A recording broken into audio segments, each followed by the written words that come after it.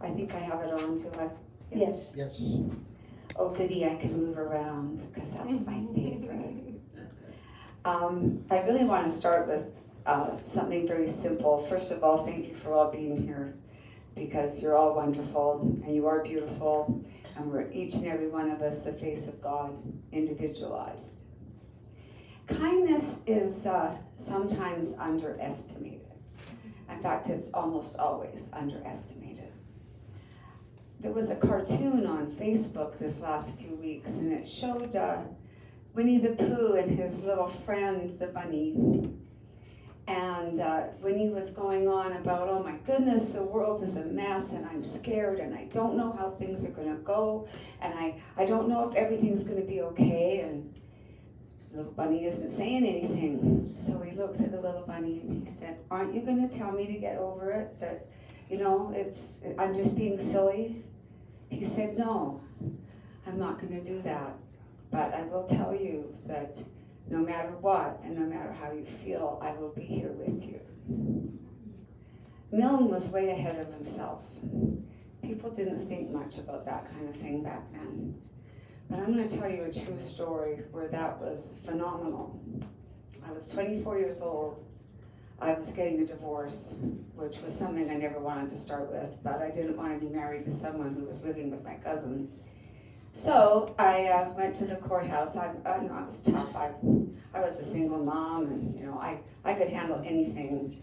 And so I went into the courthouse, and they did all their thing. But at that time, you had to get up. The judge questioned you. Have you gone back to your husband in the last 90 days? Because if you have, we can't give you a divorce. So you're sitting up there, and there's all these strange looky-loos in the audience staring at you. Pull it back a little. Is that better? Yeah. Okay, thanks, guys. So anyway, I realized afterwards I was just shell-shocked. I felt like a grenade had gone off inside of me, let alone outside of me. And I went to my favorite little restaurant, and I had walked down, because walking has always been my thing, and so I was about a quarter mile from my car on purpose. And so I sat there, and I had a coffee, and didn't do much else, and I left, and this gentleman followed me, and he was very hippie-ish, and back then hippie people kind of scared me, because I was kind of the extreme opposite. I worked 2 jobs, and trying to pay my rent, and I started to hurry, and he came up closer, and he said to me, ma'am, I don't want to hurt you. He said, I just want to be with you. He said, I've never seen anybody so sad in my whole life. He said, I used to want to cry. He said, are you okay? And so he walked with me, and he just was there with me and let me talk to him. And I do not know to this day what his name is. I've never saw him again. But he made an imprint on my heart that I've never forgotten. And that was a long time ago. And so, like the little bunny says, sometimes kindness is just being with someone. And this was a lot of years ago. And the big part of that too is I felt so invisible. So often when you're a single mom and you working your butt off and you're trying to make things work, you feel very invisible. And you feel very alone. And I was feeling all of those things. So you never know what kind of kindness is just going to jump out at you. And I read an article by Ernest Holmes the other day, and he said, remember, being kind to yourself is being kind to others, because you get back what you put out. He didn't say those exact words, but that was the how it was inferred. And then when I was younger even, I was 14, and my mother had tried to make me kill her, and it wasn't very successful. So me and the butcher knife ran to the neighbor, and I got to stay there with my aunt and uncle, and I got to stay there for a while, and I was 15, and my hair was falling out, and I was chubby. You could have made 2 Twiggies out of me.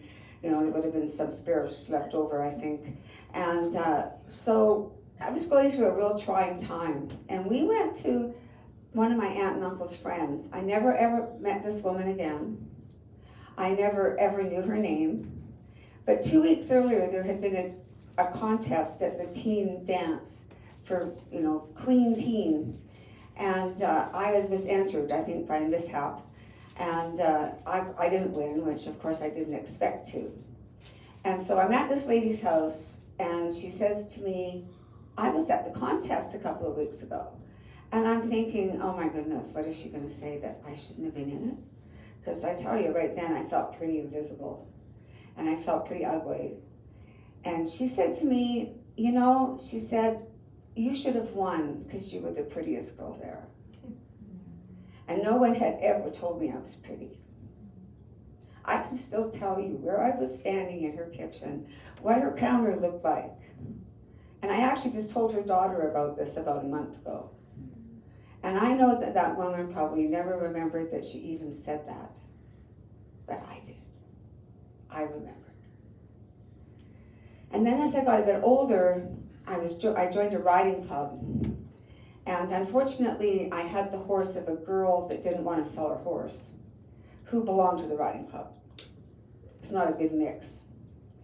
And I was terrified. I was terrified of everybody. I was terrified of life. I was terrified of speaking. I was terrified of doing anything. And so I didn't speak to anybody. Just kind of stayed in my little hovel. And one day I heard these three girls talking about me. And they were way bigger than me. And they were older than me. And they were talking about beating me up. And they wanted to beat me up because I was so stuck up. And because I thought I was all that. And around the same week, I'd had the same experience on the school bus. I'd heard kids saying, she's so stuck up. She is sick. She's so hot. So anyway, I went home that night, and I still remember lying in bed thinking, you know what? They hate me, and they don't know me. And so you know what? I really want to say hi to everybody. That's what I want to do. So if they're going to hate me, they might as well hate me for that. So I started to get braver and say hi to everybody and talk to everybody. And time went on and things seemed to get a bit better. And then I got another horse and that got a little bit better again. And then I entered a contest. And in my whole life, I had never won anything. I was 14 years old. And I had a nice horse and I rode in a contest for First Princess. There was Queen, First Princess, and Second Princess. And I won First Princess. Well, part of me was over the moon, and the other part of me was terrified that now they were really going to want to beat me up. Because, I had taken this, it was a very valued spot. And the queen was older. The queen had to be over 19, and so, I got the highest I could get at 14 years old. So I was pondering that, and it was actually the day of the contest, and people voted on your costume and all of the things that made you that day and everything you performed. And so this lady came out to me that I love dearly, and she said, Denise, I'm going to tell you something. I'll try not to cry. I'm going to tell you something that I'm not allowed to tell you, and please don't ever tell anybody I did. She said, you got all the votes for personality. And then I knew that it was okay, that they were going to like me after all.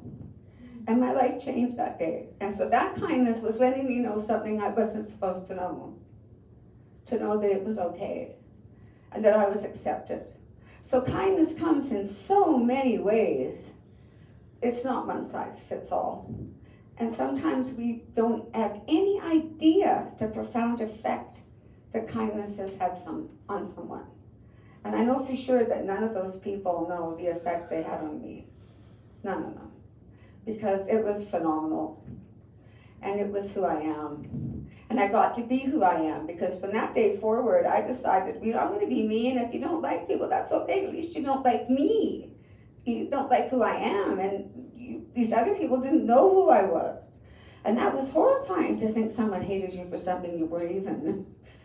So it's pretty valuable. And there was a gentleman in the southern states. His name was Daryl Davis. He's a blues musician. And he had a white man come up to him one night and say, you remind me of Jerry Lee Lewis, his music. And Daryl said, well, do you know where he got his music from, like the ideas? And the white guy said, no, not really. He said, well, he got it from us. You know, good old black music in the southern states, in our homeland. And so that friendship blossomed. The man that Daryl was talking to was the head of the KKK. He spent 30 years being friends with the KKK. He got invited to rallies.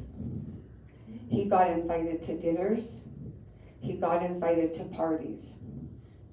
And in that 30 years, 200 KKK brought their robes to him and said my hate was misguided. How many times do we talk about you can't fix dark with dark? All Daryl did was see the humanity in each and every one of them. And in doing that, they in turn saw the humanity in him and realized that we're the same.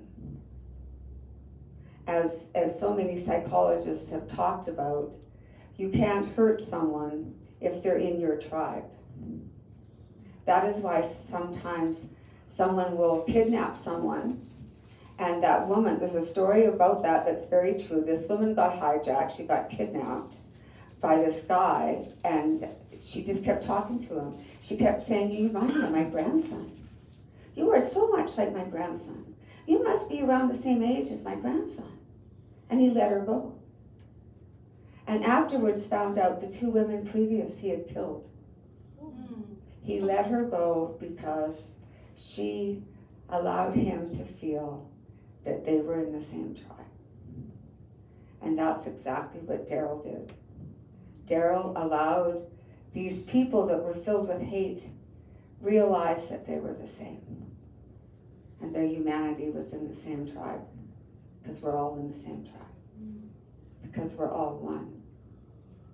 So we just never, ever know when something very small can turn into something big. Ryan Hijack, this was a 7-year-old boy in Canada. He went to school one day and the teacher said that for $70 they could build a well in Africa. So he went home and he told his parents he was going to raise $70.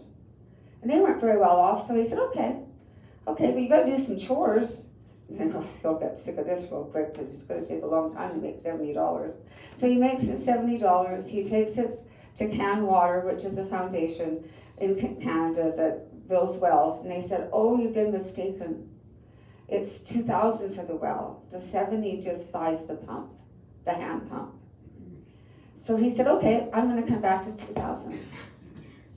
Well, this little boy did that. He met a little boy over there because all the neighbors gave them all their air miles so he could go visit where the well was. People lined up. They had to walk 18 miles every day to get water. And they now had water here. They had it here right in their little village. They declared the day he arrived Daryl Hijack Day, so that they celebrated him every year. Well, time went on and there was a civil war in Africa. And his pen pal that he'd had from that day, his whole family was killed. So they did everything they could and they brought Jimmy to Canada. They adopted him. And Ryan and Jimmy go all over the world and talk about the right to have clean water. It started with a little boy who wanted to help. They have got water for 844,000 people. And they're still working at it. He's now grown up and he now has his own foundation. And thank you so much, everybody, for listening today. I hope it inspired you a little to be kind. And thank you for everything.